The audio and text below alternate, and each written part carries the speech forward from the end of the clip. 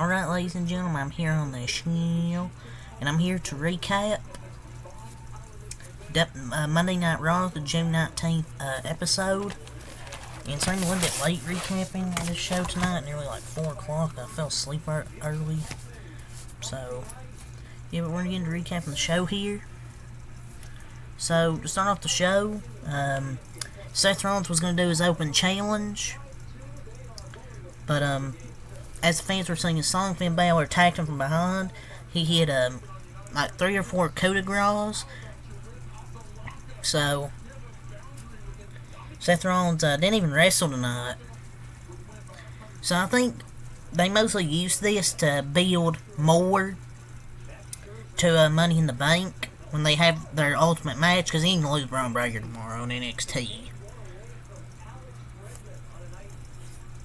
And I think it's more build towards Money in the Bank for a reason. 7 years in the making, and that's the Finn Balor that Seth Rollins has wanted. That Finn Balor. So I think that leads more into a story for Money in the Bank. You don't need to have an open challenge every week, especially when you have one on Tuesday. You don't really need to have one Monday. So yeah, Finn Balor attacked him to open the show, and then he attacked him backstage again after the commercial. But I like that aggressive Finn Balor. That aggressive Finn Balor. I thought it was a good way to open the show, and to build more towards Money in the Bank when they have their title match 7 years in the making. Where this time Seth Rollins will come out on top against probably the Demon King, Finn Balor. Which is what Seth Rollins has wanted. So I thought it was a good about 10 minutes to open the show. So then we get the Miz. Yes, the Mid. I mean the Miz. He's basically cutting a promo.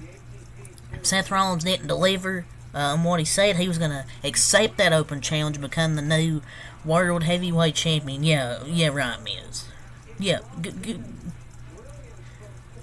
good luck, pal. You're not winning that World Heavyweight title. And then he issued, and make up for it, he said, I'm going to issue an open challenge of my own. He basically called Cleveland a hellhole. And if he got that World Heavyweight title open challenge answered, he finally won something for Cleveland. So he issues an open challenge, and out comes Tommaso Ciampa. Tommaso Ciampa's back and got his OG black and gold thing. To say I'm satisfied, it's an understatement. Because he was one of the best NXT wrestlers of the black and gold probably they ever had. Great theme song until he got to the main roster. They changed it. And I'm so glad they gave him his original theme song back. No One Will Survive. And I thought I was hearing things, but I'm really glad he's back. This is amazing to see him with his old NXT theme and not that garbage he was using before he got injured. The Dave Rebel stuff just sucks. That was a great way to re-debut him, and I missed him a lot. He got a nice little reaction too from the crowd as well. And he got his first name back instead of just being Ciampa. Now he's back by Tommaso Ciampa. So that was definitely a Triple H thing right there. But Rollins' title open challenge getting scrapped, that was definitely part of Vince McMahon's plan. That was part of the plan from Vince McMahon. I'm not gonna blame everything on Vince McMahon, but that's probably one thing he probably scratched from the show. But the first 20 minutes I thought were really solid. First 25 minutes I thought were pretty solid. And the Judgment Day follows that. So they cut a promo, and they issue a challenge of their own. I guess everybody should issue an open challenges now. To have a 6-man tag against Cody Rhodes and 2 partners of his choosing. Which, kind of figured that's probably going to be... I was thinking, is Gargano going to back now? But once Tommaso come out, like, the third segment, yeah, I was like, yeah, it'll be him. I figured it's probably going to be Sami Zayn, Kevin Owens, but it was. kind of the same old main event. I mean, it was a solid main event, though. I'm not gonna, don't get me wrong, solid main event, but they didn't really let Dominic get words in. He was getting booed out of the building, and maybe it was popped in boos, but I really don't think it. I think the fans are just, they're just booing the shit out of them. I don't think it's just popped in crowds. So next week, Kevin Owens and Sami Zayn backstage, and Sami Zayn's basically, he calls Kevin Owens a rageaholic. And he goes, what? Yes, he called him a rageaholic. And he basically said if you go the rest of the night without an outburst or anything, he'll stop bringing up the Bloodline saga. So, I feel like we're going to start Kevin Owens, Sami Zayn, like, anger problem / attitude nonsense. I know JD put it on Twitter, it's like, oh, it's a Vince McMahon thing. Not everything is a Vince McMahon thing. Well, yes, I would like to blame everything on Vince McMahon. Triple H makes the decisions, too. I mean, Triple H is the one that makes some decisions. And I think Kevin Owens can succeed at both. I find it hilarious. I agree to disagree with people that probably give this opinion. Like, I find it hilarious. It's kind of funny. The Sami and Kevin Owens like segments are hilarious, and it's something new.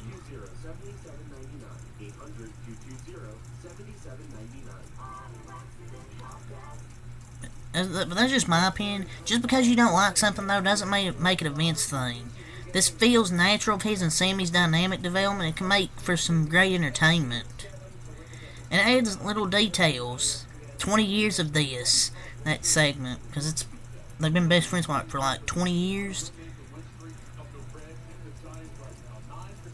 So, but Kevin Owens is one of those talents who can be serious and comedic. So, I wonder where this is going to be going.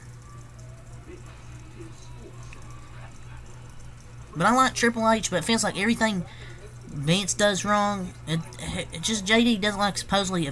He doesn't like his Vince thing anything like his Triple H. You can tell. I mean, I love Triple H, but geez, not everything is Vince's fault. But when something is Vince's fault, it's really noticeable. Next,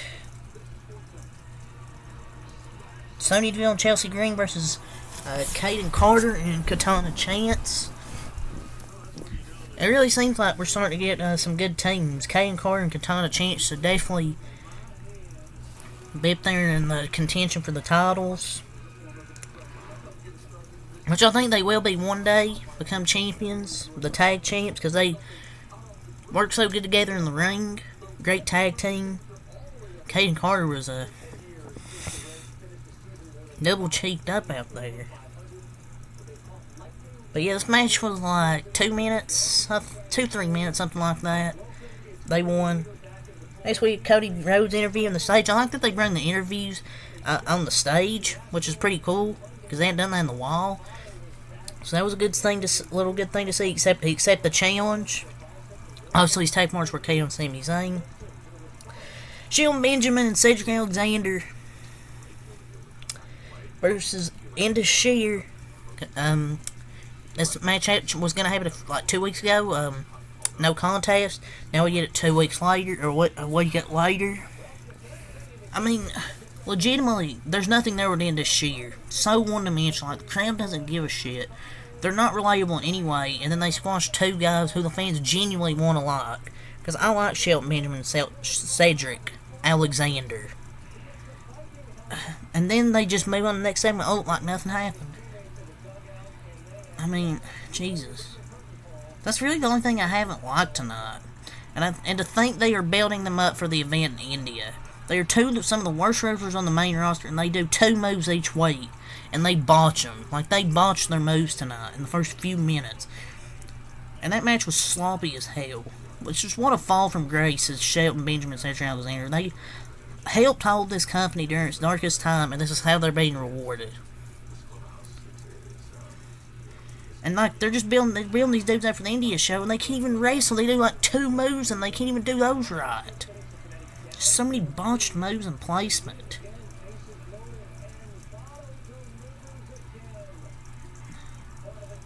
like, there's nothing there. Like, oh, what are we, like, they're beating up jobbers. These two might as well be jobbers. How WWE treats them. Next, we get Logan Paul. Logan Paul returns. He talks about some famous people that race, or that play for Cleveland, or wrestlers. LeBron James, Jerry the King Lawler. But the big thing, he announced he's a Money in the Bank. And he's being added to the Money in the Bank ladder match with no qualifying match, so he just gets added. In a match that LA Knight should win, I know people are going to say, oh, he's now become the all-time favorite to win. I think he's just in there for the star value, and that he can put on that he'll be really good in a ladder match. I don't think he's going to win it. Look, he could, but LA Knight has to win. I'm sticking with LA Knight. He's the correct choice. There's no way he's the favorite. He's added to set up a match with Ricochet, I bet, at SummerSlam. Logan Paul's just here for star power, and he can be really in the ladder match because he's a really good high flyer. There's zero chance. Can't believe most people think he's gonna win, or some people think he's gonna win now. Next we get Matt Riddle versus Ludwig Kaiser in a pretty decent match. Matt Riddle wins. At the end, Ludwig, Kaiser, and Gunther stop on his leg, and they had the doctors had to carry him backstage. So, got some revenge for Giovanni Vinci. And I think it's going to keep leading up to Matt Riddle versus Gunther for the IC title. Alpha Academy versus the Viking Raiders. Alpha Academy still getting some really good reactions, and that pop when Maxine Dupree hit that suplex. But the Viking Raiders win, so 50-50 booking strikes again. That's definitely a Vince McMahon decision. 50-50 booking. Where 1 week Alpha Academy wins, 1 week Viking Raiders win. I just don't care for the Viking Raiders. They're so boring. They're just so boring on the main roster. I'm sorry. They're just so boring. I don't care about the Viking Raiders. Alpha Academy should just be doing better stuff right now instead of feuding with the fucking Viking Raiders. Next we get Ripley versus Natalya. This didn't happen with a no contest. Like, what are they doing with Natalya? What are we doing? Are we trying to have a Natalya redemption arc? I just don't get it. Natty just got nattied. But that was just pointless. She's got natty twice. It's just stupid. Natalya deserves better than this. I mean, she's not the best wrestler or anything, but Jesus Christ. It's squashed in like 60 seconds at Night Champions and they get buried here. Is this... I don't see WWE treating their other veterans like this. Like, do they just hate Natalya? I mean, damn. I mean, I guess we're going to see redemption arc. I mean, I don't care too much for it, but Raquel versus Trish Stratus in the Money in the Bank qualifier in a DQ. Trish Stratus wins after Becky Lynch came out there, attacked Zoe Stark and then Trish Stratus, but that threw out the match. So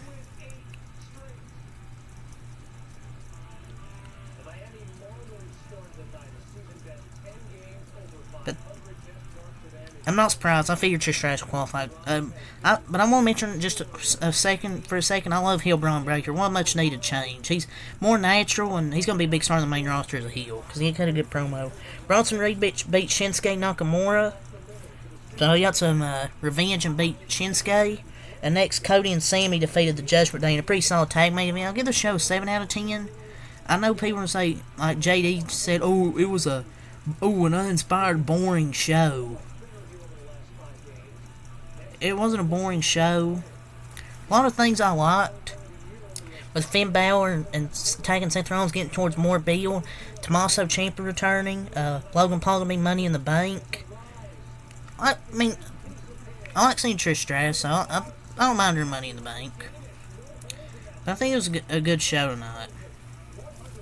But yeah, I mean, that's all I'm saying to you next time. Peace.